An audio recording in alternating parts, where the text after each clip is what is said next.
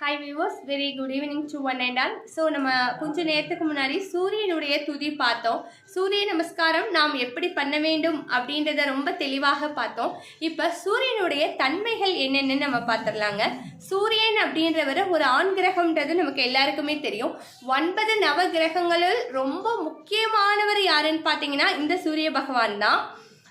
சூரிய பகவான், அதாவது இந்த நவ கிரகங்களை நாம் வழிபடும் பொழுது ஆக்சுவலாக நான் என்ன சொல்ல வரேன்னு பார்த்தீங்கன்னா, இப்போ வீட்டில் ஏதாவது ஒரு மனக்குழப்பம் இருக்குது, மனசஞ்சலம் இருக்குது, கணவன் மனைவியிடையே வேறுபாடுகள் நிறைய இருக்குது, மனஸ்தாபங்கள் வருது அப்படின்னா நவ கிரகங்களுடைய ஆட்சியினால்தான் அவர் யாராவது ஒருத்தருடைய இது பலவீனமும் ஒருத்தருடைய பலமும் தான் நம்மளை இந்த திசை திருப்பதுன்னு கூட நம்ம சொல்லலாம் தான். ஸோ அதுக்காக நாம் என்ன செய்ய வேண்டும் அப்படின்னு பார்த்தீங்கன்னா, ஒரு நல்ல என்ன சொல்கிறதுனா, சூரிய பகவானாக இருக்கட்டும், அந்த நவ கிரகங்களுமே ஹஸ்பண்ட் அண்ட் ஒய்ஃபாக இருப்பாங்க இல்லையா, அந்த கோயிலில் போய் நீங்கள் தரிசனம் பண்ணிங்கன்னா இந்த மாதிரியான கணவன் மனைவி இடையே இருக்கக்கூடிய வேறுபாடுகள் மறைந்து ஒற்றுமை பலம் பெறுவதற்கு நிறைய வாய்ப்பு உள்ளது. நான் ஃபாலோ பண்ணியிருக்கேன், நடந்திருக்குங்க.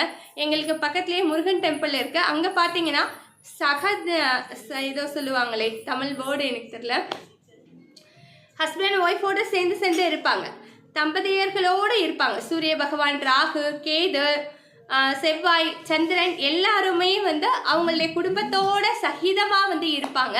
அது ரொம்ப விசேஷமான ஒரு விஷயம்னு கூட சொல்லலாங்க.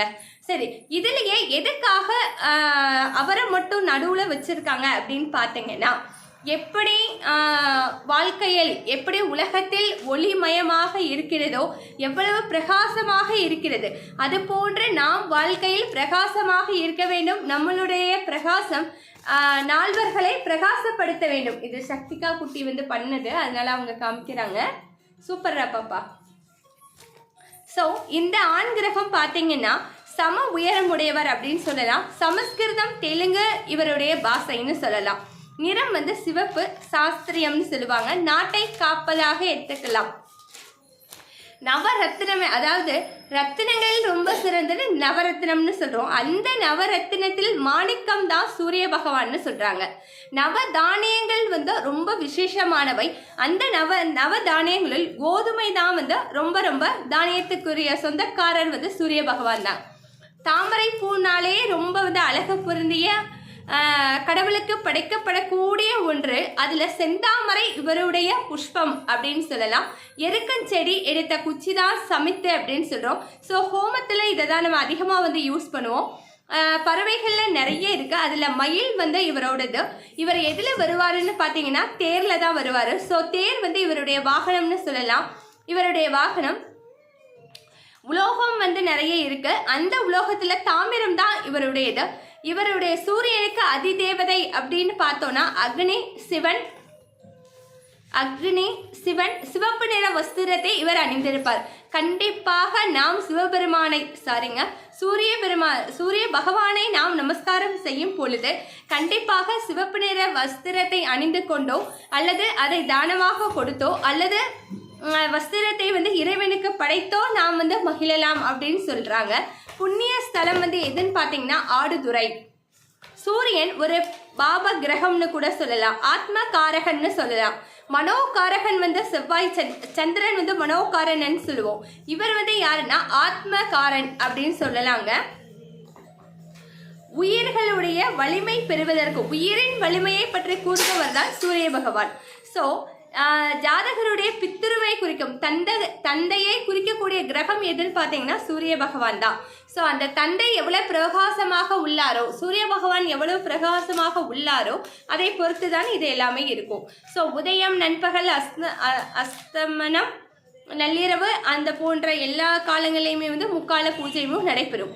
இதுதாங்க சூரிய பகவானுடைய தன்மைகள். ஸோ இவருடைய தன்மைகள் தெரிஞ்சனால நம்ம என்ன பண்ணலாம்னா, யாருக்கு சூரிய பகவானுடைய ஆட்சி நம்மளுடைய எந்த வீட்டில் 9, 10, 7 இடங்களில் அதிகப்படியாக ஆட்சி செய்யக்கூடிய இந்த சூரிய பகவான் யாருடன் சஞ்சாரம் செய்கிறாரோ அவர்கள் தாராளமாக மாணிக்கம் போன்ற கற்களையும் கோதுமை ஒரு நல்ல விஷயங்கள் செய்ய போகணுன்னா சப்பாத்தியோ இல்லை கோதுமை சப்பாத்தி, கோதுமை தோசை, கோதுமையில் பூரி அப்படி ஏதோ ஒன்று செஞ்சு சாப்பிட்லாம். ரெட் கலர் ட்ரெஸ் வந்து அணிஞ்சிட்டு போனோம்னா சக்ஸஸ் ஆகும்.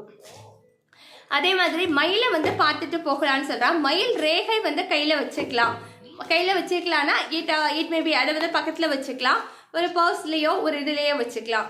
அதே மாதிரி புண்ணியஸ்தலம் வந்து நமக்கு ரொம்ப மனஸ்தாபங்கள் இருக்கிறது, என்னுடைய ஆக்சுவலாக வாழ்க்கையே அஸ்தனமாக ஆயிடுச்சுங்க அப்படின்னு சிலர்லாம் சொல்லுவாங்க இல்லையா, அவங்க ஆடுதுறை அப்படின்ற ஒரு இடத்திற்கு போய் சூரிய பகவானை நமஸ்காரம் செய்து சிவப்பு வஸ்திரத்தை வந்து தானமாகவும் சூரிய பகவானுக்கு அதை சாற்றி மாலை பூஜை புனஸ்காரங்கள் செய்து வழிபட்டு வந்தால் அனைத்து விதமான பிரச்சனைகளும் நீங்கி சகல சௌபாக்கியம் நிறைந்திருக்கும் அப்படின்றது என்னுடைய கருத்து வியூவர்ஸ்.